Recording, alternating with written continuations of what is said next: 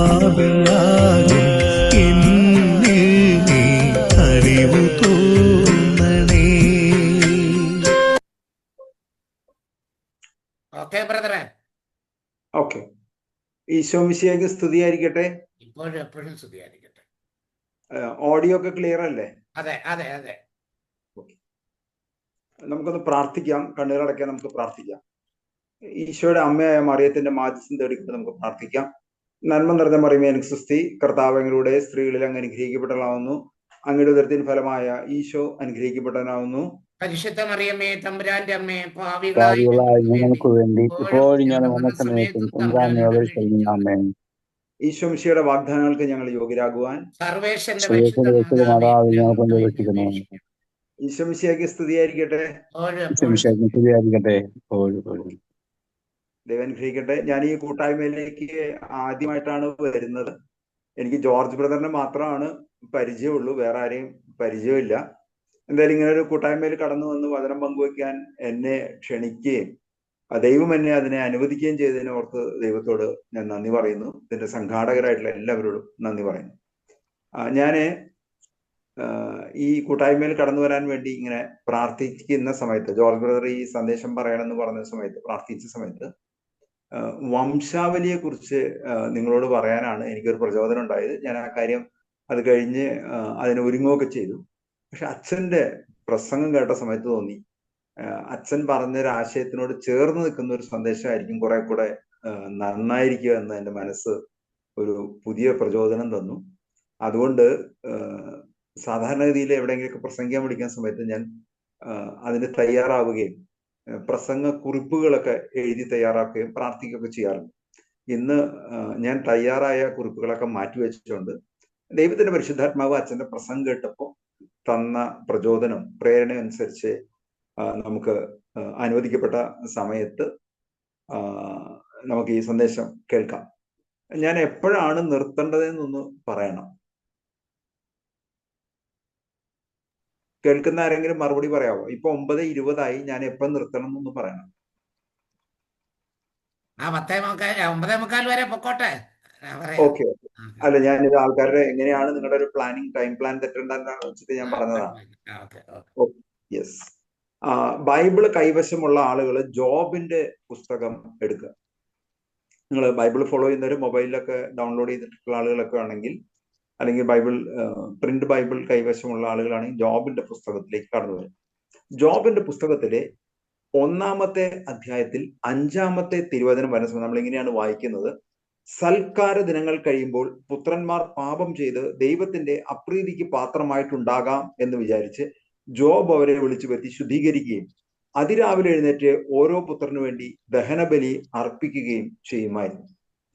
ഒരു അപ്പന്റെയും മക്കളുടെയും ആധ്യാത്മിക ജീവിതത്തെ കുറിച്ചുള്ള ഒരു വിവരണമാണ് ഇവിടെ കൊടുത്തത്. വലിയ സമ്പന്നനായിരുന്നു ജോബ്. മധ്യപൂർവ്വ ദേശത്തെ ആ കാലഘട്ടങ്ങളിലെ ഏറ്റവും വലിയ അതിസമ്പന്നനായിരുന്നു ജോബ്. അപ്പൊ ജോബിന്റെ വീട്ടിൽ ഇടയ്ക്കിടയ്ക്ക് പാർട്ടികളും ഒക്കെ നടക്കുന്നു. ആ പാർട്ടി സൽക്കാര ദിനങ്ങൾ കഴിയുമ്പോൾ, അല്ലെങ്കിൽ വീട്ടിലെ പാർട്ടിയും മറ്റ് സൽക്കാരമൊക്കെ കഴിയുന്ന സമയത്ത്, ഈ പാർട്ടി നടക്കുന്ന സമയത്ത് പുത്രന്മാർ എന്തെങ്കിലും പാപം ചെയ്തിട്ടുണ്ടോ എന്ന് അപ്പനൊരു സംശയം. അതുകൊണ്ട് അപ്പൻ എന്ത് ചെയ്തു? അവരെയൊക്കെ വിളിച്ചു വരുത്തി ശുദ്ധീകരിക്കുകയും അപ്പൻ മക്കളെ ശുദ്ധീകരിക്കാൻ വേണ്ടി പ്രാർത്ഥിക്കുന്നു. അപ്പൻ ജോബ് അവരെ വിളിച്ചു വരുത്തി ശുദ്ധീകരിക്കുകയും അതിരാവിലെ എഴുന്നേറ്റ് ഓരോ പുത്രനു വേണ്ടി ദഹനബലി അർപ്പിക്കുകയും ചെയ്യുമായിരുന്നു. 2 കാര്യങ്ങൾ അപ്പൻ മക്കൾക്ക് വേണ്ടി ചെയ്യുന്നു. ഒന്ന്, സൽക്കാര ദിനങ്ങളൊക്കെ കഴിയുന്ന സമയത്ത് എന്തെങ്കിലും പാപം മക്കൾ ചെയ്തിട്ടുണ്ടോ എന്ന് വിചാരിച്ച് അവരെ ഓരോരുത്തരെയും ശുദ്ധീകരിക്കുന്നു. അതുപോലെ അതിരാവിലെ എഴുന്നേറ്റ് ദഹനബലി അർപ്പിക്കുകയും ചെയ്യുമായിരുന്നു. നമ്മളിപ്പോ സാധാരണഗതിയിൽ കുറെ നാളുകളായിട്ട് ധ്യാനമന്ദിരത്തിലൊക്കെ വരുന്ന ആളുകളുടെ പ്രധാനപ്പെട്ട ഒരു കംപ്ലൈന്റ്, അപ്പന്റെയും അമ്മയുടെയും പരാതി, മക്കൾ അനുസരിക്കുന്നില്ല, അല്ലെങ്കിൽ അവരുടെ ഡിമാൻഡ്സ് മീറ്റ് ചെയ്യാൻ പറ്റുന്നില്ല. അവരുടെ പ്രഷറിന്, മക്കളുടെ പ്രഷറിന്, പണ്ട് കാലത്ത് അപ്പനും അമ്മയും ഭയന്നാണ് കുട്ടികൾ ജീവിച്ചിരുന്നെങ്കിൽ ഇന്ന് 15 വയസ്സ് 16 വയസ്സാകുമ്പോഴേക്കും മക്കളെ ഭയന്ന് ജീവിക്കുന്ന മാതാപിതാക്കളെയാണ് കണ്ടുമുട്ടുന്നത്. ധ്യാനമന്ദിരത്തിൽ പ്രാർത്ഥിക്കാൻ വരുന്ന ബഹുഭൂരിപക്ഷം ആളുകളും മക്കളെ എങ്ങനെ സന്തോഷിപ്പിച്ചു നിർത്താം, അല്ലെങ്കിൽ മക്കളുടെ ആവശ്യങ്ങൾ എങ്ങനെ നിറവേറ്റി കൊടുക്കാം, അവരെ എങ്ങനെ അച്ചടക്കത്തിൽ വളർത്താം എന്നൊക്കെയാണ് പ്രധാനപ്പെട്ട പ്രശ്നം. എന്തായാലും ജോബ് ഇതിനൊരു മറുപടി തരികയാണ്. ഒന്ന്, അവർക്ക് വേണ്ടി അവ ശുദ്ധീകരിക്കുന്ന പ്രാർത്ഥനകൾ നടത്തി. രണ്ട്, ദഹനബലികൾ അർപ്പിക്കുകയും ചെയ്തു. ഇത് കഴിഞ്ഞ് നമ്മളെ പിന്നീട് കാണുന്നു ദൈവസന്നിധിയിൽ 6-ാമത്തെ വാക്യം. ഒരു ദിവസം ദൈവപുത്രന്മാർ കർത്താവിന്റെ സന്നിധിയിൽ വന്ന് ചേർന്നു, സാത്താനും അവരോട് കൂടെ വന്നു. അപ്പൊ ദൈവസന്നിധിയിൽ ദൈവദൂതന്മാരും ദൈവത്തിന്റെ സദസ്സിലുള്ള ആളുകളൊക്കെ ഇരിക്കുന്ന സമയത്ത് ആ ദൈവസന്നിധിയിൽ സാത്താൻ അവിടെ എത്തിച്ചേരുന്നു. 7-ാമത്തെ വാക്യം. കർത്താവ് സാത്താനോട്, നീ എവിടെ നിന്ന് വരുന്നെന്ന് ചോദിച്ചു. സ്വാഭാവികമായിട്ടും അപ്രതീക്ഷിതമായ ഒരു ഗസ്റ്റ് അവിടെ വരുന്നു. ഈ അതിഥിയോട് ചോദിക്കുന്നു, സാത്താനോട് ചോദിക്കുന്നു, എവിടെ നിന്നാണ് വരുന്നത്? സാത്താൻ അതിന് കൊടുക്കുന്നൊരു മറുപടിയുണ്ട്. ഞാൻ ഭൂമിയിലാകെ ചുറ്റി സഞ്ചരിച്ചിട്ട് വരികയാണ് എന്ന് അവൻ മറുപടി പറഞ്ഞു. ഭൂമിയിലൊക്കെ ചുറ്റി സഞ്ചരിച്ച് കറങ്ങിയിട്ടാണ് സാത്താൻ തിരികെ ദൈവസന്നിധിയിൽ എത്തുന്നത്. സ്വാഭാവികമായിട്ട് ഇത് വായിക്കുന്ന അല്ലെങ്കിൽ കേൾക്കുന്ന ആളുകൾക്ക് തോന്നും ഇങ്ങനെയൊക്കെ സംഭവിക്കുമോ എന്ന്. എന്തായാലും ഒരു ദൈവികമായ ആശയം, ദൈവശാസ്ത്രപരമായ ഒരു ആശയം നമ്മളെ ഇന്ന് ഇത് വായിക്കുന്നവരെ പഠിപ്പിക്കുന്നതിന് വേണ്ടി ചില പ്രതീകങ്ങൾ ഉപയോഗിച്ചുകൊണ്ട്, അല്ലെങ്കിൽ ചില എന്താ പറയുക, ഒരു പോയറ്റിക് ലാംഗ്വേജ്, ഒരു കവിയുടെ ഭാഷയിൽ ചില കാര്യങ്ങൾ ലളിതമായ ആഖ്യാന ശൈലിയിൽ അവതരിപ്പിക്കുന്നു. വായിക്കുന്ന ആളുകൾക്ക് ഈ പ്രധാനപ്പെട്ട ആശയം മനസ്സിലാക്കാൻ വേണ്ടിയാണ് ഇങ്ങനെയുള്ള ചില രചനാ ശൈലി സ്വീകരിച്ചിട്ടുള്ള എന്ന ഒരു ചിന്തയും കൂടെ നമുക്കിത് വായിക്കുമ്പോൾ വേണം. അല്ലെങ്കിൽ ഇതൊക്കെ ചോദ്യം ചോദിച്ചുകൊണ്ടിരുന്നു കഴിഞ്ഞാൽ നമ്മൾ ഒരിക്കലും എത്തില്ല. മാത്രമല്ല, പരിമിതമായ സമയത്തിൻ്റെ ഉള്ളിൽ വലിയ ദൈവശാസ്ത്രപരമായിട്ടുള്ള കാര്യങ്ങൾ വിശകലനം ചെയ്യാനോ പഠിപ്പിക്കാനുള്ള സമയവുമില്ല. അതുകൊണ്ട് നമുക്ക് അതിനെ ഒരു കവിഭാവനയിൽ രചിക്കപ്പെട്ട ഒരു കവിയുടെ ഭാഷാശൈലിയിൽ എഴുതപ്പെട്ട വിഷയങ്ങളെ, പ്രതീകങ്ങളിലൂടെ എഴുതപ്പെട്ട വിഷയത്തെ ആ രീതിയിൽ തന്നെ കാണുകയും അതിന്റെ യഥാർത്ഥമായ ആശയങ്ങൾ മനസ്സിലാക്കാൻ നമുക്ക് പരിശ്രമിക്കുകയും ചെയ്യും. ഞാൻ ഭൂമിയിലാകെ ചുറ്റി സഞ്ചരിച്ചിട്ട് വരികയാണ് എന്ന് അവൻ മറുപടി പറഞ്ഞു. കർത്താവ് വീണ്ടും അവനോട് ചോദിച്ചു, എന്റെ ദാസനായ ജോബിന് നീ ശ്രദ്ധിച്ചോ? ഭൂമിയിലൊക്കെ കറങ്ങിയിട്ടാണ് വരുന്നതെന്ന് പറഞ്ഞ സമയത്ത് ദൈവം ഒരു ചോദ്യം ചോദിക്കുന്നു, എന്റെ ദാസനായ ജോബിനെ കണ്ടോ? അവനെ പോലെ സത്യസന്ധനും നിഷ്കളങ്കനും ദൈവത്തെ ഭയപ്പെടുന്നവനും തിന്മയിൽ നിന്ന് അകന്നു ജീവിക്കുന്നതിനായി ഭൂമുഖത്ത് ആരെങ്കിലും ഉണ്ടോ?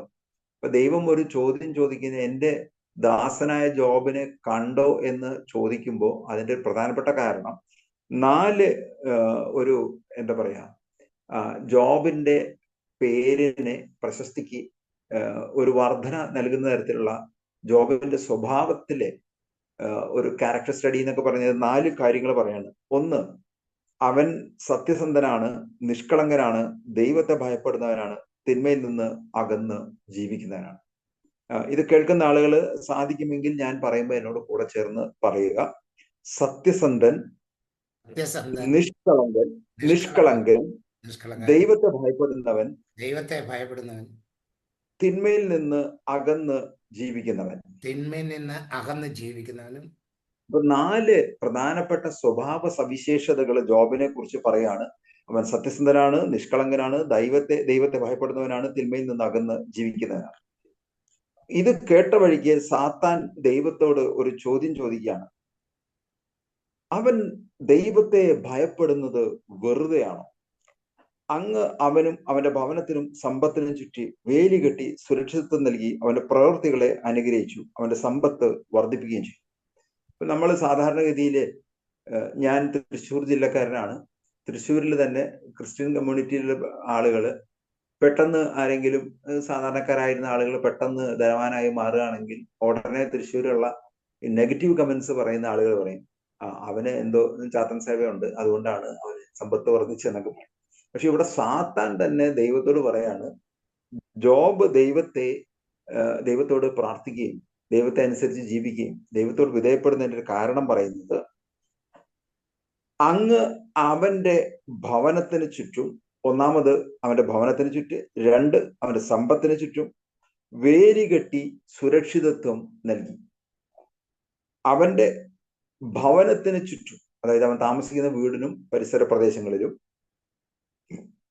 ദൈവികമായ ഒരു സംരക്ഷണം നൽകുന്നു. വേലി കെട്ടി എന്ന് പറഞ്ഞു കഴിഞ്ഞാൽ കേരളത്തിന്റെ പല ഭാഗങ്ങളിലും വേലി എന്ന് പറഞ്ഞാൽ എന്താണ് എനിക്ക് മനസ്സിലാക്കാൻ അറിയില്ല. തൃശ്ശൂർ ജില്ലയിലെ വേലി എന്ന് പറഞ്ഞു കഴിഞ്ഞാൽ ഈ മുളയുടെ മുള്ളൊക്കെ വെട്ടിയെടുത്തിട്ട് അതിർത്തി ഭാഗത്ത് മതിൽ പണിയുന്നതിന് പകരം മുൻകാലങ്ങളിൽ സാധാരണ എല്ലാ വീടുകൾക്കും ഒരു അതിർത്തി സംരക്ഷണത്തിന്റെ ഭാഗമായിട്ട് മുള്ളുകൾ കൊണ്ട് കെട്ടി ഒരുക്കുന്ന, അല്ലെങ്കിൽ ചില മരങ്ങളുടെ കുറ്റിയൊക്കെ വെച്ച് നാട്ടി തലങ്ങനെയും വിലങ്ങനെയും പട്ടികയും അല്ലെങ്കിൽ മറ്റ് മരക്കഷ്ണങ്ങളൊക്കെ വെച്ച് കയറുകൊണ്ടൊക്കെ ബന്ധിച്ച് അതിർത്തികളെ സുരക്ഷിതമാക്കി വെക്കും. അത് മറ്റുള്ള ആളുകൾ പ്രവേശിക്കാതിരിക്കുന്നതിനും അല്ലെങ്കിൽ ഏതെങ്കിലും വന്യമൃഗങ്ങൾ കടന്നു വരാതിരിക്കാനും ഒക്കെ വേണ്ടി, അല്ലെങ്കിൽ ഈ നാട്ടിൽ തന്നെ വളർത്തുന്ന മൃഗങ്ങൾ ചിലര് ആട്, പശു മുതലായവയൊക്കെ കയറയച്ചു വിടുന്ന സമയത്ത് കയറി കൃഷി നശിപ്പിക്കാനുള്ള സംരക്ഷണത്തിന് വേണ്ടിയാണ് വേലി കെട്ടുന്നത്. അപ്പൊ ഇവിടെ ദൈവത്തോട് സാത്താൻ പറയാണ്, ജോബ് ദൈവത്തെ ഭയപ്പെടുന്നത് വെറുതെ ആണോ? അങ്ങ് അവനും അവന്റെ ഭവനത്തിനും സമ്പത്തിനും ചുറ്റും വേലി കെട്ടി സുരക്ഷിതത്വം നൽകി. അങ്ങ് അവന്റെ ഭവനത്തിനും സമ്പത്തിനും ചുറ്റും വേലി കെട്ടി സംരക്ഷണം നൽകി എന്ന് പറഞ്ഞു കഴിഞ്ഞാൽ ദൈവദൂതന്മാരുടെ സംരക്ഷണം നൽകി. ദൈവദൂതന്മാരുടെ സംരക്ഷണയിലാണ് ജോബിന്റെ ഭവനമായിരുന്നത്, ജോബിന്റെ സമ്പത്ത് ആയിരുന്നു എന്ന് വേണം നമ്മൾ മനസ്സിലാക്കാൻ. അവന്റെ പ്രവൃത്തികളെ അനുഗ്രഹിച്ചു. നമ്മൾ ഉൽപ്പത്തി പുസ്തകത്തിന്റെ 12-ാമത്തെ അധ്യായത്തിൽ നമ്മൾ വായിക്കുന്നുണ്ട്, ദൈവം എബ്രഹാമിനെ അനുഗ്രഹിച്ചു. 7-fold ബ്ലെസ്സിങ്സ് ഓഫ് എബ്രഹാം എന്ന് പറഞ്ഞ വലിയൊരു പഠനശാഖയാണ്. ഞാൻ നിന്നെ അനുഗ്രഹിക്കും, നീ ഒരു അനുഗ്രഹമായി മാറും, നീ അനുഗ്രഹിക്കുന്നവരൊക്കെ അനുഗ്രഹീതരായി മാറും, ഞാൻ നിനക്ക് പരിചയമായിരിക്കും, ആകാശത്തിലെ നക്ഷത്രങ്ങളെ പോലെ കടൽ തീരത്തെ മൺതരി പോലെ നിങ്ങൾക്ക് മക്കളെ നൽകി അനുഗ്രഹിക്കും എന്ന് പറഞ്ഞുകൊണ്ട് ജോബിനെ, നിന്നെ ശപിക്കുന്നവരെ ഞാൻ ശപിക്കും, നിനക്ക് ഞാനൊരു പരിചയമായിരിക്കും എന്നൊക്കെ പറഞ്ഞ് ജോബിനെ അനുഗ്രഹിക്കുന്നു. നീ അനുഗ്രഹിക്കുന്നവരൊക്കെ അനുഗ്രഹീതരായി മാറും, ജനതകൾ നിന്നിലൂടെ അനുഗ്രഹിക്കപ്പെടും, രാജാക്കന്മാരും പ്രഭുക്കന്മാരും നിന്നിൽ നിന്ന് ഉത്ഭവിക്കും എന്ന് പറഞ്ഞുകൊണ്ട് അനുഗ്രഹത്തിന്റെ ഒരു പരമ്പര തന്നെ 12-ാമത്തെ അധ്യായത്തിലും 15-ാമത്തെ അധ്യായത്തിലും 17-ാമത്തെ അധ്യായത്തിലും വായിക്കുന്നു. പക്ഷെ ഇവിടെ പറയുന്നു, അങ്ങ് അവന്റെ പ്രവൃത്തികളെ അനുഗ്രഹിച്ചു, അവന്റെ സമ്പത്ത് വർദ്ധിപ്പിക്കുകയും ചെയ്തു. രണ്ട് കാര്യങ്ങൾ ചെയ്തു. ജോബ് എന്ത് പ്രവൃത്തി ചെയ്താലും ആ പ്രവൃത്തികളെ അനുഗ്രഹിക്കുന്നു. സ്വാഭാവികമായിട്ട് ആ പ്രവൃത്തികളുടെ അനന്തരഫലമായിട്ട് ജോബിന്റെ സമ്പത്ത് വർദ്ധിപ്പിക്കുകയും ചെയ്തു. അല്ലെങ്കിൽ സമ്പത്ത് ദൈവം വർദ്ധിപ്പിച്ചത് കൊണ്ടാണ് ജോബ് ദൈവത്തെ ആരാധിക്കുകയും ദൈവത്തിന് വിധേയമായി ജീവിക്കുകയും ദൈവത്തിന് ബലിയർപ്പിക്കുകയും ചെയ്തു എന്ന ഒരു ആരോപണം സാത്താൻ ദൈവത്തോട് ഉന്നയിക്കുന്നു. 13-ാമത്തെ വാക്യത്തിൽ നമ്മളിങ്ങനെ വായിക്കുന്നു, 11-ാമത്തെ വാക്യം, അവന്റെ സമ്പത്തിന്മേൽ കൈവച്ചാൽ അവൻ അങ്ങയെ ദുഷിക്കുന്നത് കാണും എന്ന് പറഞ്ഞ് ദൈവം അനുഗ്രഹിച്ചു, അവന് സമ്പത്ത് കിട്ടി, അതുകൊണ്ട് അവന്റെ സമ്പത്ത് നഷ്ടപ്പെടുകയാണെങ്കിൽ അവൻ ദൈവത്തെ ദുഷിക്കുന്നത് കാണാം എന്ന് സാത്താൻ ഒരു പന്തയം വയ്ക്കുന്നു. കർത്താവ് സാത്താനോട് പറഞ്ഞു, അവനുള്ള സകലത്തിന്മേൽ ഞാൻ നിനക്ക് അധികാരം നൽകുന്നു. ഇത് പറഞ്ഞു വഴിക്ക് ദൈവം പറയുന്നു, ജോബിനുള്ള സകല സാധനത്തിനും, ജോബിന്റെ സമ്പത്ത്, ഭവനം, മക്കൾ ഉൾപ്പെടെ സകല സാധനത്തിന്റെ താൽക്കാലികമായ ഒരു നിയന്ത്രണം ദൈവം സാത്താന് നൽകുന്നു. എന്നാൽ അവനെ മാത്രം ഉപദ്രവിക്കരുത്. അത് കേട്ട് സാത്താൻ കർത്താവിന്റെ സന്നിധിയിൽ നിന്ന് പോയി. ദൈവം സാത്താന് ഒരു ഓഫർ കൊടുക്കുകയാണ്. ജോബിന്റെ സമ്പത്ത്, മത്സ്യസമ്പത്തോ കാലി സമ്പത്തോ കാർഷിക സമ്പത്തോ വീടോ മക്കളോ ആ കാലഘട്ടങ്ങളിൽ സമ്പത്ത് എന്ന് കരുതിയ എല്ലാ സാധനങ്ങളുടെയും മേൽ ദൈവത്തിന്റെ നിയന്ത്രണം അല്ലെങ്കിൽ വേലികെട്ട് സംരക്ഷിച്ചു എന്ന് പറഞ്ഞത് മാറ്റി ജോബിനെ സമ്പത്തിന്റെ അധികാരം അല്ലെങ്കിൽ ഒരു താൽക്കാലികമായി സാത്താനെ ദൈവം തന്നെ ഏൽപ്പിച്ചു കൊടുക്കും. ഇത് കഴിഞ്ഞിട്ടാണ് നമ്മൾ വളരെ രസകരമായിട്ട് ചില കാര്യങ്ങൾ നമ്മൾ പഠിക്കേണ്ടിയിരിക്കുന്നത്. 14-ാമത്തെ വാക്യം നമ്മൾ വായിക്കുന്ന സമയത്ത് ഈ സാത്താൻ ഈ അധികാരം കിട്ടിയതിനു ശേഷം സംഭവിക്കുന്ന കാര്യമാണ്. ഒരു ഭൃത്യൻ ജോബിന്റെ അടുത്ത് വന്ന് പറഞ്ഞു, ഞങ്ങൾ കാളകളെ പൂട്ടുകയായിരുന്നു, കഴുതകൾ സമീപത്ത് തന്നെ മേഞ്ഞുകൊണ്ടിരുന്നു. പെട്ടെന്ന് ഷേബക്കാർ വന്ന് വേലക്കാരെ വാളിനിരയാക്കി അവയെ അപഹരിച്ചു കൊണ്ട് പോയി. ഇപ്പൊ സമ്പത്തിന്റെ മേലുള്ള അധികാരം, ഭവനത്തിന്റെ മേലുള്ള അധികാരം സാത്താന് കിട്ടിയതിന് ശേഷം ഒരു ദിവസം ജോബിന്റെ കാർഷിക ഇടങ്ങളിൽ സംഭവിച്ച ഒരു കാര്യമാണ് പറഞ്ഞത്. അവർ കാളകളെ പൂട്ടുകയായിരുന്നു. ഈ തലമുറയിൽപ്പെട്ട യങ്സ്റ്റേഴ്സ് ആരെങ്കിലും ഇത് കേൾക്കുന്നുണ്ടെന്ന് എനിക്കറിയില്ല.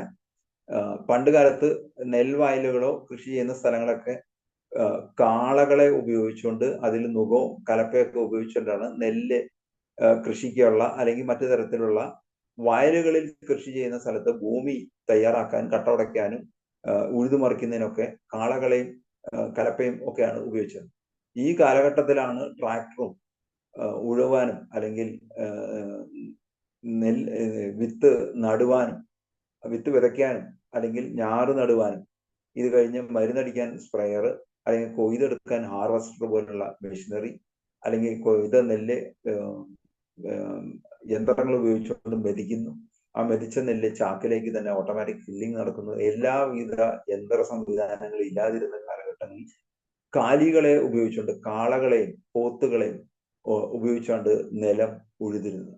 ആ സമയത്ത് കാളകളെ ഉപയോഗിച്ചുകൊണ്ട് നിലം കൂട്ടുന്ന സമയത്ത് കഴുതകൾ ചുമട് വഹിക്കുന്ന കഴുതകൾ അവിടെ നിൽക്കുന്ന സമയത്ത് ഷേബാക്കാർ എന്ന് പറയുന്ന ഇന്നത്തെ യമൻ എന്ന രാജ്യത്ത് ഉള്ള ആളുകളെയാണ് ഷേബാക്കാർ എന്ന് വിളിക്കുന്നത്. ഇപ്പോഴത്തെ സൗദി അറേബ്യയുടെ തെക്കേ അറ്റത്തുള്ള യമൻ എന്ന രാജ്യം. അവിടെ നിന്നുള്ള ആളുകൾ കടന്നു വന്ന് വേലക്കാരെ വാളിനിരയാക്കി അവിടെ ജോലി ചെയ്തിരുന്ന സകല ആളുകളെയും കൊന്ന് ഈ കന്നുകാലികളെ മുഴുവൻ പിടിച്ചുകൊണ്ടുപോയി. അല്ലെങ്കിൽ സാത്താൻ ഒരു വ്യക്തിയെ ഉപദ്രവിക്കുകയും ആക്രമിക്കുകയും ചെയ്യുന്ന സമയത്ത് പടിപടിയായി ആക്രമണം അഴിച്ചുവിടുന്നു. ഞാനിത് പറഞ്ഞത് പല ആളുകളും ബന്ധനമാണ്, പൈശാചിക പീഡയാണെന്നൊക്കെ പറഞ്ഞ സമയത്ത് ഒറ്റയടിക്ക് സാത്താൻ കയറി മൊത്തത്തിൽ അങ്ങ് വിഴുങ്ങിന്നാരും വിചാരിക്കരുത്. ഇല്ലെങ്കിൽ കുറച്ചും കൂടെ മറ്റൊരു ഉദാഹരണം പറയുകയാണെങ്കിൽ, ഇന്ത്യയും പാകിസ്ഥാനും തമ്മിൽ യുദ്ധം നടക്കുന്നു. ആ യുദ്ധം നടക്കുന്നത് മിക്കവാറും കാർഗിലിലോ ജമ്മു കാശ്മീരിന്റെ ഏതെങ്കിലും മേഖലയിലൊക്കെയാണ് നടക്കുന്നത്. അല്ലെങ്കിൽ താൽക്കാലികമായി പാകിസ്ഥാൻ ഇന്ത്യയിലേക്ക് അതിക്രമിച്ച് കയറി എന്ന് പറഞ്ഞു കഴിഞ്ഞാൽ ആ ബോർഡറിലുള്ള പഞ്ചാബിന്റെയും കാശ്മീരിന്റെയും ബോർഡറിലുള്ള ഏതെങ്കിലും ഒരു ഗ്രാമത്തിലോ ഒക്കെയാണ് അങ്ങോട്ടോ അല്ലെങ്കിൽ ഇന്ത്യൻ സൈന്യം പാകിസ്ഥാനിലേക്ക് കയറുകയോ പാകിസ്ഥാൻ സൈന്യം ഇന്ത്യയിലേക്ക് കയറിയോ വരുമ്പോൾ അക്രമം അവിടെയാണ് നടക്കുന്നത്. പക്ഷെ ഈ ന്യൂസ് വരുന്ന സമയത്ത് ഇന്ത്യയിലേക്ക് പാകിസ്ഥാൻ പട്ടാളം ഇരച്ചു കയറി എന്ന് പറഞ്ഞു കഴിഞ്ഞാൽ കേരളത്തിൽ ജീവിക്കുന്ന നമുക്ക് ഇതുമായിട്ട് യാതൊരു ബന്ധവും ഇല്ല. പക്ഷെ രാജ്യം എന്ന നിലയിൽ നമുക്ക് രാജ്യസ്നേഹം ഉള്ളതുകൊണ്ട് നമ്മൾ ആ ആക്രമണത്തെ നമ്മുടെ മേലുള്ള ആക്രമണമായിട്ട് നമ്മൾ കരുതുകയും മാനസികമായിട്ട് അതിനെ ഒരുങ്ങുകയും പാകിസ്ഥാന്റെ പ്രവൃത്തികളെ വിമർശിക്കുകയും നമ്മൾ യുദ്ധവിരുദ്ധ റാലി എന്നൊക്കെ പറഞ്ഞിട്ട് സംഭവങ്ങളൊക്കെ നടത്തുകയൊക്കെ ചെയ്യും. അപ്പോൾ ഒന്നാമത്തെ ഒരു സ്റ്റേജ് ആ കാലഘട്ടങ്ങളിൽ കൃഷി ചെയ്യുന്ന ആളുകളാണ് വലിയ സമ്പന്നർ. ഓരോ കാലഘട്ടങ്ങളിൽ ഓരോ ബിസിനസ് ചെയ്യുന്ന ആളുകളാണ് സമ്പന്നരായി മാറുന്നത്. മുൻകാലങ്ങളിൽ ധാരാളം സ്വർണ്ണ നിക്ഷേപമുള്ള ആളുകൾ സമ്പന്നരായി കരുതിയിരുന്നു. കുറെ കഴിഞ്ഞപ്പോൾ ഓയിൽ ഭൂമിയിൽ നിന്ന് പെട്രോളിയം വസ്തുക്കൾ ഖനിച്ചെടുക്കുകയും അത് വിപണിയിൽ ഏറ്റവും നല്ല വിലയ്ക്ക് വിൽക്കുന്ന ആളുകളൊക്കെ സമ്പന്ന രാജ്യങ്ങളായി മാറുകയും പെട്രോൾ ഡോളർ എന്നൊരു വാക്ക് തന്നെ കോയിൻ ചെയ്ത് വരികയും ചെയ്തു.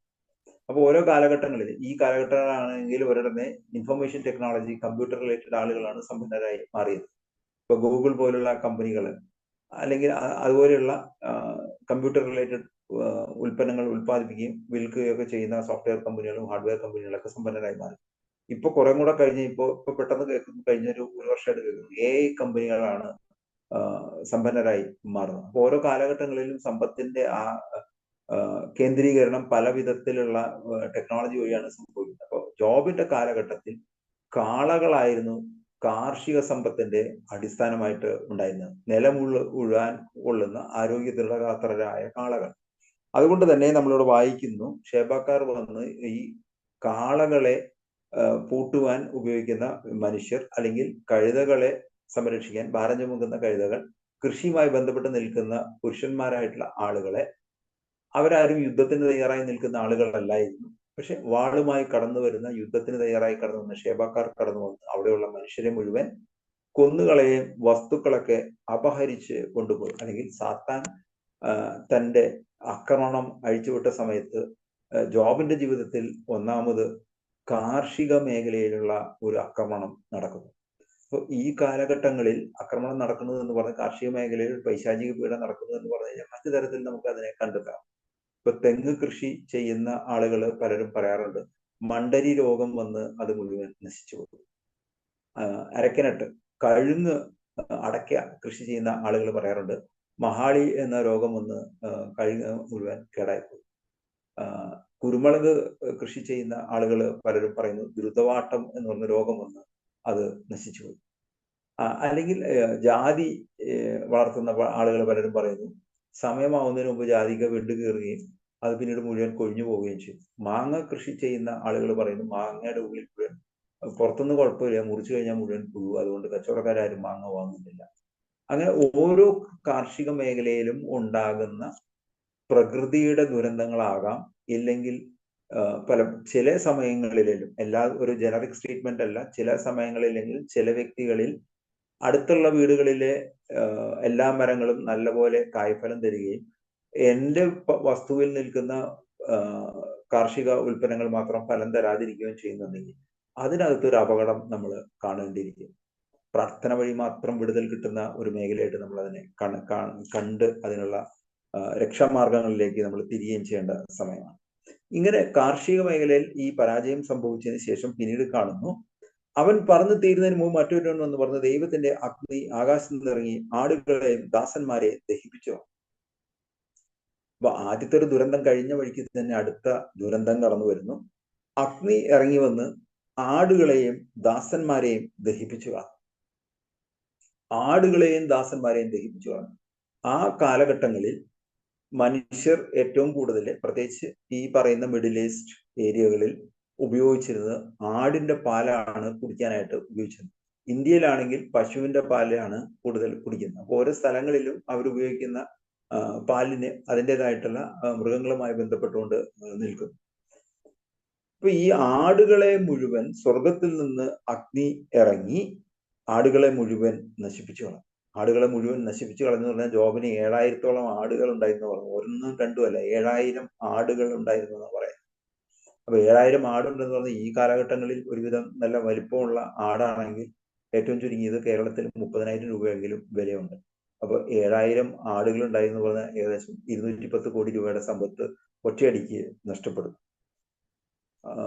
ദൈവത്തിന്റെ അഗ്നി ആകാശത്ത് നിന്നിറങ്ങി ആടുകളെയും ദാസന്മാരെയും ദഹിപ്പിച്ചു കളഞ്ഞു. അപ്പൊ രണ്ടാമത് ഒരു ഒരു ആനിമൽ ഹസ്ബൻഡറി, അല്ലെങ്കിൽ ആട്, പശു, പാല് വളർത്തല്, ഡയറി, ഇതുമായി ബന്ധപ്പെട്ട് നിൽക്കുന്ന പ്രവർത്തനങ്ങളെ പോലെ ഉള്ള ജോബിനുണ്ടായിരുന്ന ഒരു ഡിവിഷൻ, പല ഡിവിഷനുകൾ, അഗ്രി ഡിവിഷൻ, അല്ലെങ്കിൽ ഡയറി ഡെവലപ്മെന്റ് ഡിവിഷൻ. ഇന്നത്തെ കാലത്ത് കമ്പനികളൊക്കെ പല സെക്ടറുകളായിട്ട് തിരികെയും പല ബ്രാൻഡുകളായിട്ട് കാര്യങ്ങളൊക്കെ ചെയ്യുന്ന പോലെ തന്നെ ജോബിന്റെ second business, main line business agriculture ആയിരുന്നു. സെക്കൻഡ് ലൈൻ ഓഫ് ബിസിനസ് ആയിരുന്നത് ഡയറി റിലേറ്റഡ് ആയിട്ടുള്ള ആട്, അതിന്റെ വൂൾ എടുത്തുകൊണ്ട് കമ്പിളി വസ്ത്രങ്ങൾ നെയ്യുന്നു, അല്ലെങ്കിൽ അതിന്റെ പാലെടുത്തുകൊണ്ട് വിൽപ്പന നടത്തുന്നു. ഇപ്പൊ ഡയറി റിലേറ്റഡ് വിഷയങ്ങൾ, പാലുൽപ്പന്നങ്ങൾ, നെയ്യ്, അല്ലെങ്കിൽ കമ്പിളി, ഇതെല്ലാം ആയി ബന്ധപ്പെട്ട മുഴുവനും ജോബിനെ ഒറ്റയടിക്ക് നഷ്ടപ്പെടുന്നു. അപ്പോൾ ഒന്നാമത്തെ ആക്രമണം കാർഷിക മേഖലയിലായിരുന്നു. രണ്ടാമത്തെ ആക്രമണം ഒരു ഡയറി റിലേറ്റഡ് അല്ലെങ്കിൽ മൃഗസമ്പത്തുമായി ബന്ധപ്പെട്ട മേഖലയിൽ വലിയ അപജയം ജോബിനെ സംഭവിക്കുന്നു. അവൻ പറഞ്ഞു തീരുന്നതിന് മുമ്പ് മറ്റൊരു വന്ന് അറിയിച്ചു, കൽദായർ 3 കൂട്ടമായി വന്ന് വേലക്കാരെ ആക്രമിച്ച് കൊന്നിട്ട് ഒട്ടകങ്ങളെ പിടിച്ചുകൊണ്ടുപോയി. മൂന്നാമത്തെ സെറ്റ് ആളുകൾ വരികയാണ്. ആദ്യം ഷേബാക്കാരാണ് വന്നത്, ഇപ്പൊ പറയുന്നത് കൽദായർ വരുന്നു. കൽദായർ എന്ന് പറയുന്നത് കാൽഡിയൻസ് എന്നും, അല്ലെങ്കിൽ ഇന്നത്തെ സിറിയ എന്ന രാജ്യത്ത് നിന്നുള്ള ആളുകൾ വരുന്നു. തെമ്മാടികളും കള്ളന്മാരുമായിട്ടുള്ള ആളുകൾ വരുന്നു. ലോത്തിന്റെ സന്തതി പരമ്പരയിൽപ്പെട്ട ആളുകളാണ് ഈ മേഖലയിൽ താമസിക്കുന്നത്. അവിടുന്ന് ആളുകൾ കടന്നു വരികയും 3 കൂട്ടമായി വന്നു. 3 കൂട്ടമായി വന്നു എന്ന് പറഞ്ഞു കഴിഞ്ഞാൽ, ഒരു കൂട്ടം എന്ന് പറഞ്ഞു കഴിഞ്ഞാൽ ബൈബിളിൽ പലപ്പോഴും ഒരു കൂട്ടം എന്ന് പറഞ്ഞാൽ 50 ആണ്. അപ്പൊ 3 കൂട്ടമായി വന്നു എന്ന് പറഞ്ഞാൽ 150 ആയുധധാരികളായിട്ട് വരുന്നു. ഈ വന്നിട്ട് എന്ത് ചെയ്യുന്നു? വേലക്കരെ ആക്രമിച്ച് കൊന്നു, ഒട്ടകങ്ങളെയൊക്കെ പിടിച്ചു. ഒട്ടകങ്ങളെ പിടിച്ചുകൊണ്ടുപോയി എന്ന് പറഞ്ഞു കഴിഞ്ഞാൽ ഈ കാലഘട്ടത്തിൽ മനസ്സിലാക്കേണ്ടത്, ആ ഭാഗങ്ങളിൽ മരുഭൂമിയാണ്.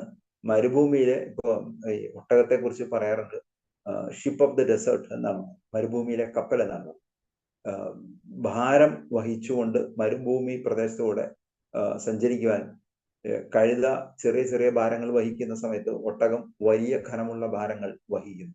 അത് വഹിച്ചുകൊണ്ട് മുന്നോട്ട് പോകുന്ന ഒട്ടകങ്ങളെ മുഴുവൻ പിടിച്ചുകൊണ്ടുവന്നു. അല്ലെങ്കിൽ ഒട്ടകമായിരുന്നു അന്ന് ദൂരദേശത്തേക്ക് ഭാരമുള്ള വസ്തുക്കൾ കൊണ്ടുപോകുന്നു പറഞ്ഞാൽ ഈ കാലഘട്ടത്തിൽ നമ്മൾ മനസ്സിലാക്കുന്ന സമയത്ത് ഒരു ഗുഡ്സ് ട്രാൻസ്പോർട്ട്, അല്ലെങ്കിൽ ലോറി ട്രാൻസ്പോർട്ടിങ്, ട്രക്കിംഗ്, അല്ലെങ്കിൽ ട്രാൻസ്പോർട്ടേഷൻ സൊല്യൂഷൻസ്, ലോജിസ്റ്റിക്സ് മാനേജ്മെന്റ് എന്നൊക്കെ പറയുന്ന തരത്തിലുള്ള വിഷയങ്ങളിൽ മുഴുവൻ ജോബിന്റെ ഒരു 3rd ലൈൻ ഓഫ് ബിസിനസിനെ ആക്രമിക്കുന്നു. അത് മുഴുവൻ തകർത്ത് കളയുന്നു. അത് മുഴുവൻ കൽദയർ 3 കൂട്ടം വേലക്കാരെ ആക്രമിച്ച് കൊല്ലുന്നു, ഒട്ടകങ്ങളെ പിടിച്ചുകൊണ്ട് പോകുന്നു. വരുന്ന ആളുകൾ വളരെ പ്ലാൻഡ് ആണ്, ജോലിക്കാരെയാണ് കൊല്ലുന്നത്, മൃഗങ്ങളെ ഒന്നും കൊല്ലുന്നില്ല. അതിനൊക്കെ നല്ല വിലയുള്ള സ്ഥാനമായതുകൊണ്ട് ഇതിനെ മുഴുവൻ പിടിച്ചുകൊണ്ട് പോകും. അവൻ ഇത് പറഞ്ഞുകൊണ്ടിരിക്കുമ്പോൾ തന്നെ മറ്റൊരാൾ വന്ന് പറഞ്ഞു, നിന്റെ പുത്രന്മാരും പുത്രിമാരും തന്റെ ജ്യേഷ്ഠ സഹോദരന്റെ വീട്ടിൽ സൽക്കാരത്തിൽ മുഴുകിയിരിക്കും. പെട്ടെന്ന് മരുഭൂമിയിൽ വീശിയ കൊടുങ്കാറ്റ് വീടിന്റെ 4 മൂലയ്ക്കും അടിച്ചു, അത് തകർന്നു വീണ് അവർ മരിച്ചു. ഈ 3 ദുരന്തങ്ങൾ കഴിഞ്ഞ സമയത്ത് ഒന്ന് ഒരു അഗ്രികൾച്ചറൽ മേഖലയുമായി ബന്ധപ്പെട്ട, കാർഷിക മേഖലയുമായി ബന്ധപ്പെട്ട തകർച്ച സംഭവിക്കുന്നു. 2 ഡയറി ഉൽപ്പന്നങ്ങൾ, പാലുൽപ്പന്നങ്ങൾ, ആടിന്റെ ഇറച്ചി, കമ്പിളി മുതലായ മേഖലയുമായി ബന്ധപ്പെട്ട തകർച്ച സംഭവിക്കുന്നു. 3 ട്രാൻസ്പോർട്ട് കമ്മ്യൂണിക്കേഷൻ മേഖലയിൽ ഒട്ടകങ്ങളെ മുഴുവൻ പിടിച്ചുകൊണ്ട് പോകുന്നു, തൊഴിലാളികളെ മുഴുവൻ കൊന്നുകളയുന്നു. ഇപ്പൊ 3 വലിയ ദുരന്തം കഴിഞ്ഞിരിക്കുന്ന സമയത്ത് 4 പറയുന്നു, ജോബിന് ഉണ്ടായിരുന്ന 10 മക്കൾ എല്ലാവരും ഭവനത്തിൽ ഇരിക്കുന്ന സമയത്ത് മരുഭൂമിയിൽ നിന്ന് വലിയൊരു കൊടുങ്കാറ്റ് വീശുന്നു, അത് അവരായിരിക്കുന്ന വീടിന് 4 മൂലയ്ക്കും അടിച്ചു, അത് തകർന്നു വീണ് അവർ മരിച്ചുപോയി. എന്ന് പറഞ്ഞാൽ ജോബിന്റെ 4 ആക്രമണം നടക്കുന്ന ജോബിന്റെ വീട്ടിലാണ് ആക്രമണം നടക്കുന്നത്, സ്വന്തം വീട്ടിൽ. ആ വീട് ഈ കൊടുങ്കാറ്റിൽ തകർന്നു വീഴുന്നു. നമ്മളിപ്പോ പത്രമൊക്കെ വായിക്കുന്ന സമയത്ത് ന്യൂനമർദ്ദം അടിച്ചു, മേഘവിസ്ഫോടനം ഉണ്ടായി, അല്ലെങ്കിൽ പല പേരിലുള്ള പല കാറ്റുകളെയൊക്കെ പേരിട്ടിട്ട് നമ്മൾ വായിക്കാറുണ്ട്. ഈ കാറ്റ് അടിക്കുകയും ജോബിന്റെ മക്കൾ മുഴുവൻ മരിച്ചുപോയി എന്ന ദുരന്ത വാർത്ത അവരെ അറിയിക്കുകയും ചെയ്തു. ഇത്രത്തോളം എത്തിയ സമയത്ത് ജോബിന് മനസ്സിലായി ഇതിലെന്തോ കുഴപ്പമുണ്ട്, ഇതില്ലാതെ ഇങ്ങനെ ഒരിക്കലും സംഭവിക്കില്ല. അതുകൊണ്ട് തന്നെ 20 വാക്യം നമ്മളിങ്ങനെ വായിക്കുന്നു, ജോബ് എഴുന്നേറ്റ് അങ്കി വലിച്ചു കീറി ശിരസ് മുണ്ടനം ചെയ്തു. 1 തല മുട്ടയടിച്ചു, 2 അന്നത്തെ ഒരു പാരമ്പര്യം അനുസരിച്ച് വലിയ ദുരന്തം വീടുകളിൽ നടക്കുന്ന സമയത്ത് വസ്ത്രം കീറിക്കളയുന്നു, ചാക്കു വസ്ത്രം ഉടുക്കുന്നു. അത് കഴിഞ്ഞ് പറയുന്നു, അമ്മയുടെ ഉദരത്തിൽ നിന്ന് നഗ്നനായി ഞാൻ വന്നു, നഗ്നനായി തന്നെ ഞാൻ പിൻവാങ്ങുന്നു എന്ന് പറഞ്ഞ്, നഗ്നനായി ഞാൻ പിൻവാങ്ങുന്നു എന്ന് പറഞ്ഞു കഴിഞ്ഞാൽ ജോബില് നിരാശ ഉണ്ടാവുകയും മരണത്തെക്കുറിച്ച് ജോബ് ചിന്തിക്കുകയും ചെയ്യും. ഞാൻ നഗ്നനായി വന്നു, ഞാൻ പിൻവാങ്ങുന്നു എന്ന് പറഞ്ഞു കഴിഞ്ഞാൽ ആത്മഹത്യ ചിന്ത അല്ലെങ്കിൽ മരണചിന്ത വളരെ ശക്തമായിട്ട് കടന്നു വരും. അതേസമയം തന്നെ ജോബിന് വിശ്വാസമുണ്ട്. അതുകൊണ്ട് പറയുന്നു, കർത്താവ് തന്നു, കർത്താവ് എടുത്തു, കർത്താവിന്റെ നാമം മഹത്വപ്പെട്ടു. ഇതുകൊണ്ടൊന്നും ജോബ് പാപം ചെയ്യുകയോ ദൈവത്തെ പഴിക്കുകയോ ചെയ്തില്ല. സാത്താനും ദൈവവുമായി നടന്ന വാഗ്വാദത്തിൽ പറഞ്ഞത് ജോബിന്റെ മേൽ കൈവയ്ക്കുകയും സമ്പത്ത് ഇല്ലാതായി കഴിഞ്ഞാൽ ജോബ് ദൈവത്തെ ദുഷിക്കുമെന്നാണ് പറഞ്ഞത്. പക്ഷെ ഇതുകൊണ്ടൊന്നും ജോബ് ദൈവത്തെ ദുഷിക്കുകയോ പാപം ചെയ്യുകയോ ചെയ്തില്ല. ഇങ്ങനെയായ സമയത്ത് വീണ്ടും സാത്താൻ ദൈവസന്നിധിയിൽ ചെല്ലുന്നു. നമ്മളിങ്ങനെ വായിക്കുന്നു, 2 അധ്യായത്തിൽ നമ്മളിങ്ങനെ വായിക്കുന്നു, ജോബിനെ പോലെ നിഷ്കളനും നീതിനിഷ്ഠനും തിന്മയിൽ നിന്നകന്ന് ജീവിക്കുന്നതിനുമായി മറ്റാരെങ്കിലും ഭൂമുഖത്തുണ്ടോ? അകാരണമായി അവനെ നശിപ്പിക്കാൻ നീ എന്നെ സമ്മതിപ്പിച്ചെങ്കിലും അവന്റെ വിശ്വസ്തത അചഞ്ചലമായി നിലനിൽക്കുന്നു. സാത്താൻ പറഞ്ഞു, ചർമ്മത്തിന് പകരം ചർമ്മം, ജീവന് വേണ്ടി തനിക്കുള്ളതെല്ലാം മനുഷ്യനെ ഉപേക്ഷിക്കും, അങ്ങ് അവന്റെ അസ്ഥിയിലും മാംസത്തിലും കൈവയ്ക്കുക, അപ്പോൾ അവൻ അങ്ങയെ ദൂഷിക്കും. ഇപ്പൊ സാത്താൻ പുതിയ തന്ത്രമായി വന്നു, അവന്റെ ഭവനത്തെ ആക്രമിക്കുന്നു, മക്കളെ ആക്രമിക്കുന്നു, അവന്റെ ഡയറി ഫാമിംഗ് റിലേറ്റഡ് വിഷയങ്ങളെ നശിപ്പിക്കുന്നു, ട്രാൻസ്പോർട്ട് കമ്മ്യൂണിക്കേഷൻ നശിപ്പിക്കുന്നു, അഗ്രികൾച്ചറൽ മേഖലയിൽ നിന്നെല്ലാം നശിപ്പിക്കുന്നു. 5 വൻ ദുരന്തങ്ങൾക്ക് ശേഷം ഇപ്പൊ പറയുന്നു, അവന്റെ ശരീരത്തിൽ കൈവച്ചു കഴിഞ്ഞാൽ അവൻ ദൈവത്തെ ദുഷിക്കും എന്ന് പറയും. സാത്താൻ പറഞ്ഞു, ചർമ്മത്തിന് പകരം ചർമ്മം, ജീവന് വേണ്ടി തനിക്കുള്ളതെല്ലാം മനുഷ്യൻ ഉപേക്ഷിക്കും എന്ന് പറഞ്ഞാൽ ജോബ് ദൈവത്തെ തള്ളിപ്പറയുമെന്നാണ് സാത്താൻ. അങ്ങ് അവന്റെ അസ്ഥിയിലും മാംസത്തിലും കൈവയ്ക്കുക, ജീവൻ എടുക്കരുതെന്നാണ് പറഞ്ഞു അസ്ഥിയിലും മാംസത്തിലും കൈവയ്ക്കുക, അപ്പോൾ അവൻ അങ്ങയെ ദുഷിക്കും. ഇതാ അവനെ നിനക്ക് വിട്ടുതരുന്നു, അവന്റെ ജീവനിൽ മാത്രം കൈവയ്ക്കരുത്. അപ്പൊ ജീവൻ ഒഴിച്ച് മരണം ഒഴികെയുള്ള എല്ലാ കാര്യങ്ങളും പരീക്ഷിക്കുവാനായിട്ട് സാത്താൻ അനുമതി ലഭിക്കും. സാത്താൻ കർത്താവിന്റെ സന്നിധിയിൽ നിന്ന് പോയി അവൻ ജോബിന്റെ ശരീരത്തെ അടി മുതൽ മുടി വരെ വ്രണങ്ങൾ കൊണ്ട് നിറച്ചു. ശരീരം മുഴുവൻ, നാടൻ ഭാഷയിൽ ചൊറി, ചിരങ്ങ്, സ്മോൾ പോക്സ്, ചിക്കൻ പോക്സ് പോലുള്ള രോഗങ്ങൾ വരുന്ന സമയത്ത് പഴുത്ത് ചീഞ്ഞ് ശരീരത്തിൽ നിന്ന് ദുർഗന്ധം വമിക്കുന്ന ഒരവസ്ഥയിൽ എത്തുന്നു. ജോബ് ചാരത്തിലിരുന്ന് കൂട്ടുകഷ്ണം കൊണ്ട് ശരീരം ചുരണ്ടിക്കൊണ്ടിരുന്നു എന്ന് പറഞ്ഞാൽ ചൊറിച്ചിൽ സഹിക്കാൻ പറ്റാതെ വെന്ത മണ്ണ് കൊണ്ട് ഉണ്ടാവുന്ന കളിമൺ ഓടുകളെ പോലെ അത് വളരെ അഗ്രസീവ് ആയിരിക്കും, നല്ല മൂർച്ചകളായിരിക്കും. അതുകൊണ്ട് ശരീരം ചുരണ്ടി കഴിഞ്ഞാൽ തൊലിയാകെ തന്നെ ഇളകിപ്പോകും. ജോബ് ചാരത്തിൽ ഇരുന്നു കൊണ്ട് എന്ന് പറഞ്ഞാൽ വെണ്ണൂർ മുഴുവൻ ദേഹത്ത് തേക്കുകയാണ്. എന്താ കാരണം വെച്ച് കഴിഞ്ഞാൽ ഈ ഇതിന്റെ ഒരു ഇച്ചിങ് സെൻസേഷൻ കാരണം ഇരിക്കാൻ പറ്റുന്നില്ല. ചാരത്തിൽ ഇരുന്നുകൊണ്ട് ഓട്ട് കഷ്ണം കൊണ്ട് ശരീരം ചുരണ്ടിക്കൊണ്ടിരുന്നു. അപ്പോൾ അവന്റെ ഭാര്യ പറഞ്ഞു, ഇനിയും ദൈവഭക്തിയിൽ ഉറച്ചു നിൽക്കുന്നു, ദൈവത്തെ ശപിച്ചിട്ട് മരിക്കുക. അപ്പൊ ഭാര്യ ഒരു ഉപദേശം കൊടുക്കുകയാണ്, ഇങ്ങനെ ദൈവത്തിൽ ആശ്രയിച്ച് നിൽക്കണ്ട, ഈ ദൈവത്തിൽ ആശ്രയിച്ചുകൊണ്ടാണ് ഈ കുഴപ്പം, അതുകൊണ്ട് ഈ ദൈവത്തെ അങ്ങ് ശപിച്ച് ഇനി ദൈവത്തിൽ പ്രാർത്ഥിക്കുന്നതിന് പകരം വേറെ ഏതെങ്കിലും തരത്തിലുള്ള അന്യ ദേവ ആരാധനയിലേക്ക് കടന്നു പോകാൻ ഭാര്യ നിർദ്ദേശിക്കും. പക്ഷെ ജോബ് തിരിച്ച് ഭാര്യയോട് പറയുന്നു, ഭോഷത്വം പറയുന്നു, ദൈവകരങ്ങളിൽ നിന്ന് നന്മ സ്വീകരിച്ച നാം തിന്മ സ്വീകരിക്കാൻ മടിക്കുകയോ? ഇക്കാര്യങ്ങളിലൊന്നും ജോബ് നാവ് കൊണ്ട് പാപം ചെയ്തു. നമ്മൾ പലപ്പോഴും നമുക്ക് പറ്റുന്ന ഒരു അബദ്ധമാണ്. നമ്മൾ പലപ്പോഴും നമ്മൾ നാവ് കൊണ്ടാണ് പലപ്പോഴും പാപം ചെയ്യുന്നത്. നമുക്ക് തിന്മ വരുന്ന സമയത്ത് മറ്റുള്ളവരെ ശപിക്കുവാനും അല്ലെങ്കിൽ മറ്റുള്ളവർക്ക് തിന്മ ഉണ്ടാവാനൊക്കെ വേണ്ടി എനിക്ക് നഷ്ടം സംഭവിച്ചാൽ നിനക്കും ഇരിക്കട്ടെ എന്നുള്ള രീതിയിലൊരു സമീപനം പലരും കൈക്കൊള്ളണം. പക്ഷെ ജോബ് അതുകൊണ്ടൊന്നും അവൻ പാപം ചെയ്തില്ല.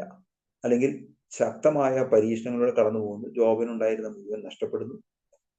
ജോബിന്റെ സ്റ്റെപ്പ് ബൈ സ്റ്റെപ്പ് ആയിട്ടുള്ള ആക്രമണം, കാർഷിക മേഖലയിൽ ആക്രമണം ഉണ്ടാകുന്നു, അല്ലെങ്കിൽ അവന്റെ മൃഗസംരക്ഷണവുമായി ബന്ധപ്പെട്ട മേഖലയിൽ ആക്രമണം ഉണ്ടാകുന്നു, ട്രാൻസ്പോർട്ട് കമ്മ്യൂണിക്കേഷൻ മേഖലയിൽ ആക്രമണം ഉണ്ടാകുന്നു, വീടിന്റെ മേൽ ആക്രമണം ഉണ്ടാകുന്നു, മക്കളുടെ മേൽ ആക്രമണം, അവസാനമായിട്ട് അവന്റെ ആരോഗ്യത്തിന്മേൽ ആക്രമണം ഉണ്ടാകുന്നു, ശരീരം മുഴുവൻ ചീഞ്ഞ് വ്രണങ്ങളായി മാറുന്നു, ഈ ചൊറിച്ചിൽ അനുഭവപ്പെടുന്നതുകൊണ്ട് ഓട്ടുകഷ്ണം കൊണ്ട് ചൊറിയുന്ന അവസ്ഥയിലേക്ക് പോകുന്നു.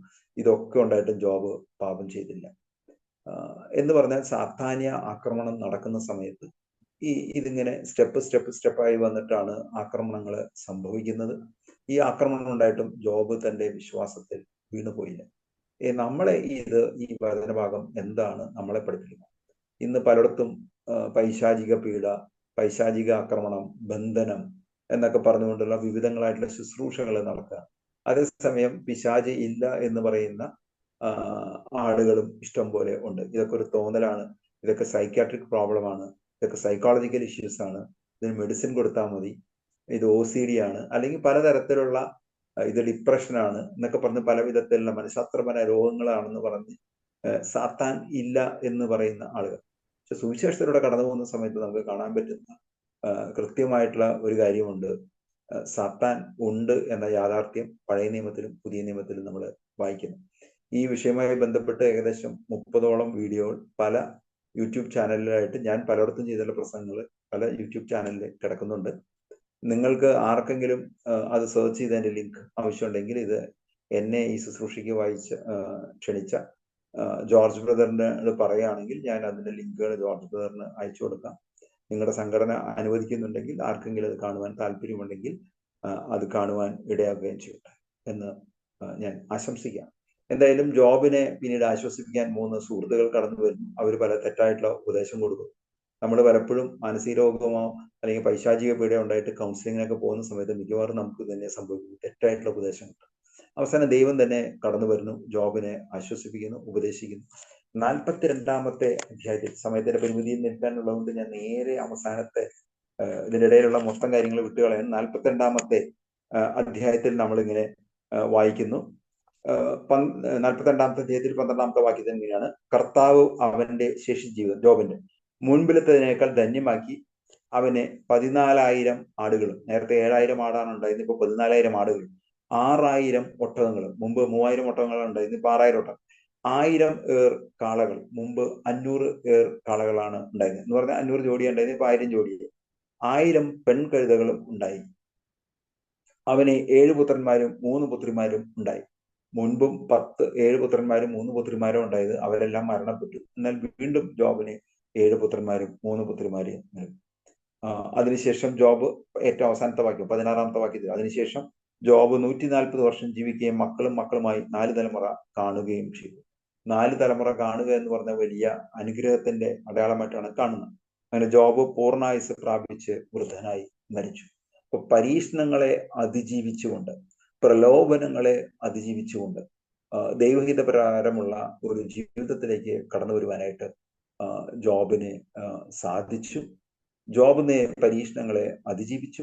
ആ ജോബ് പരീക്ഷണങ്ങളെ അതിജീവിച്ച പോലെ നമ്മുടെ വ്യക്തി ജീവിതത്തിലും കുടുംബജീവിതത്തിലും ബിസിനസ് ജീവിതത്തിലും ഏതെല്ലാം മേഖലകൾ നമ്മൾ വ്യാപരിക്കുന്നു അവിടെയെല്ലാം പൈശാചികമായ പീഡനങ്ങളോ പൈശാചികമായ പരിശോധനകളോ നടക്കുന്ന സമയത്ത്, ദൈവം അനുവദിച്ചോ അനുവാദിക്കാത്തതുമായ വിഷയങ്ങൾ കടന്നു വരുന്ന സമയത്ത് വിശ്വാസത്തിൽ വീണു പോകാതെ, വിശ്വാസത്തിൽ ബലപ്പെട്ടുകൊണ്ട്, ദൈവത്തിൽ കൂടുതൽ കൂടുതൽ ആശ്രയിച്ചുകൊണ്ട്, ദൈവത്തിൽ കൂടുതൽ കൂടുതൽ ശരണപ്പെട്ടുകൊണ്ട്, പരിശുദ്ധ കന്യാമറിയത്തിന്റെയും വിശുദ്ധ ഔസേപ്പ് പിതാവിന്റെയും വിശുദ്ധന്മാരുടെയും സഭയിലെ ജീവിക്കുന്ന വിശുദ്ധരുടെയും മാധ്യസ്ഥം തേടിക്കൊണ്ട് പ്രാർത്ഥിച്ചുകൊണ്ട്, വിവിധങ്ങളായ ശുശ്രൂഷകളിൽ പങ്കെടുത്തുകൊണ്ട്, ഇത് കേട്ടുകൊണ്ടിരിക്കുന്ന ആർക്കെങ്കിലും ഏതെങ്കിലും തരത്തിലുള്ള പൈശാചിക പീഡ അനുഭവപ്പെടുന്നുണ്ടെങ്കിൽ ആ പൈശാചിക പീഡയിൽ നിന്ന് അവരെല്ലാവരും വിടുവിക്കപ്പെടട്ടെ എന്ന് യേശുക്രിസ്തുവിന്റെ നാമത്തിൽ ഞങ്ങൾ പ്രാർത്ഥിക്കുന്നു. എല്ലാ നാമങ്ങൾക്കും മേലായ നാമം യേശുവിന്റെ നാമം. കർത്താവെ, ഞങ്ങൾ യേശുവിന്റെ നാമത്തിൽ അധികാരം ഉപയോഗിച്ചുകൊണ്ട് കർത്താവെ ഞങ്ങൾ പ്രാർത്ഥിക്കുന്നു. ഇന്ന് ഈ ശുശ്രൂഷയിൽ പങ്കെടുത്തുകൊണ്ടിരിക്കുന്ന മുഴുവൻ ആളുകളെയും, ഇവരുടെ കുടുംബാംഗങ്ങളെയും, മക്കളെയും, ഇവരുടെ ഒരു എക്സ്റ്റെൻഡഡ് ഫാമിലിയിലുള്ള മുഴുവൻ ബന്ധുക്കളെയും എല്ലാം ദൈവങ്ങളുടെ കരങ്ങളിൽ സമർപ്പിച്ചുകൊണ്ട് പ്രാർത്ഥിക്കുന്നു. ഇന്ന് ഈ ശുശ്രൂഷയിൽ പങ്കെടുക്കുന്ന ആളുകൾ ആർക്കെല്ലാം വേണ്ടി പ്രാർത്ഥിക്കുന്നു, ആർക്കെല്ലാം വേണ്ടി പ്രാർത്ഥിക്കാൻ കടപ്പെട്ടിരിക്കുന്നു, ഇവരോട് ആരെങ്കിലും പ്രാർത്ഥനാ സഹായം ആവശ്യപ്പെട്ടുണ്ട്, അവരെല്ലാവരെയും ദൈവമേ അങ്ങ് ധാരാളമായി അനുഗ്രഹിക്കണമെന്ന് പ്രാർത്ഥിക്കുന്നു. കർത്താവെ, യേശുവിന്റെ നാമം മഹത്വപ്പെടുവാൻ വേണ്ടി ഞങ്ങൾ പ്രാർത്ഥിക്കുന്നു. പൈശാചിക പീഡകളുടെ മേൽ ദൈവത്തിന്റെ ആത്യന്തികമായ ശക്തി വെളിപ്പെട്ട് പിശാചിനെ കീഴ്പ്പെടുത്തുവാൻ ഓരോ വിശ്വാസിക്കും സാധ്യമാവട്ടെ എന്ന് കർത്താവെ ഞങ്ങൾ പ്രാർത്ഥിക്കുന്നു. തിന്മയുടെ ദുരാത്മാക്കൾ പല രൂപത്തിൽ കടന്നു വരുന്ന സമയത്ത് അതിന്റെ വഞ്ചനയിൽ കുടുങ്ങാതെ സത്യവിശ്വാസത്തിൽ നിലനിൽപ്പിന്റെ വരം നൽകി കർത്താവെ ഇന്ന് ഈ പ്രോഗ്രാമിലായിരിക്കുന്ന മുഴുവൻ ആളുകളെ അനുഗ്രഹിക്കണമെന്ന് യേശുവിന്റെ നാമത്തിൽ കർത്താവെ ഞങ്ങൾ പ്രാർത്ഥിക്കുന്നു. ഇത് കാണുകയും കേൾക്കുകയും പ്രചരിപ്പിക്കുകയും ചെയ്യുന്ന എല്ലാവരെയും ദൈവം ധാരാളമായി അനുഗ്രഹിക്കട്ടെ എന്ന് പ്രാർത്ഥിക്കുന്നു. നിങ്ങളുടെ പ്രാർത്ഥനകളിൽ എന്നെ ഓർക്കുക, എനിക്കും എൻ്റെ കുടുംബാംഗങ്ങൾക്ക് വേണ്ടി പ്രാർത്ഥിക്കുക. തീർച്ചയായിട്ടും ഇതിലെ കുറെ പേരുകളൊക്കെ ഞാൻ കാണുന്നുണ്ട്.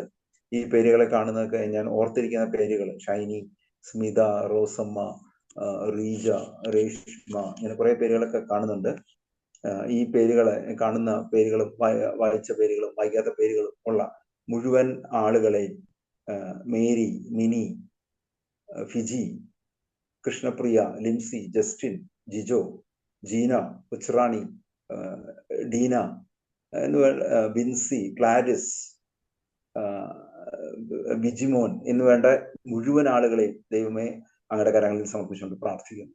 അത്ഭുതങ്ങളും അടയാളങ്ങളും ഇവരുടെ ജീവിതത്തിൽ സംഭവിക്കട്ടെ എന്ന് പ്രാർത്ഥിക്കുന്നു. മുൻപ് വ്യക്തിപരമായ അനുഭവേദ്യമല്ലാത്ത തരത്തിൽ പൈശാചിക പീഡകളുടെ മേൽ വിജയം നേടിക്കൊണ്ട് ജീവിക്കുന്ന സാക്ഷികളായി മാറുവാൻ ഇവരെല്ലാവരെയും അനുഗ്രഹിക്കട്ടെ എന്ന് പ്രാർത്ഥിക്കുന്നു. ദൈവം നിങ്ങളെല്ലാവരെയും അനുഗ്രഹിക്കട്ടെ എന്ന് ഒരിക്കൽ കൂടി പ്രാർത്ഥിക്കുന്നു. ആമേൻ. ആമേൻ.